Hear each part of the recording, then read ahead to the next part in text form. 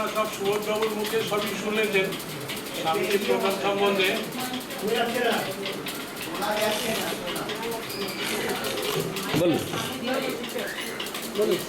স্বামীজির প্রোগ্রাম সম্বন্ধে আপনারা সবই শুনেছেন যে স্বামীজি আজকে এখান থেকে রাত্রিবেলায় চলে যাচ্ছেন বোলপুরে।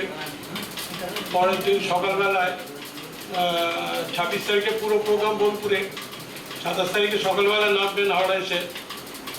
এখান থেকে আবার ওনার আরও দু জায়গায় যাওয়ার কথা আছে, সেখান থেকে ঘুরে আমাদের ওই যে পাইকপাড়া ব্রাঞ্চে বিকেলে 4-5টার সময় আসছেন। তো 5টা থেকে আমরা বিকেলে প্রোগ্রাম রাখছি পাইকপাড়াতে, ইন্দোর হাউজিং স্টেটে, বিটি রোডের খুবই কাছে। আপনারা সকলে এখানে আসবেন, যোগদান করবেন, স্বামীজির বক্তব্য একটু শুনবেন।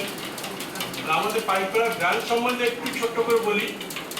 আমরা খুব অল্প সংখ্যক ভক্তদের নিয়ে স্টার্ট হয়েছিল, আস্তে আস্তে সেটা বাড়ছে।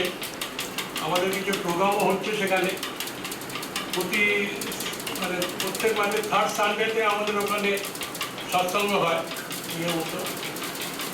আর আমরা এমনি এইবার যে উত্তরবঙ্গের উত্তরাখণ্ডের যে বন্যা বিধ্বস্ত অঞ্চলে আমরা আমাদের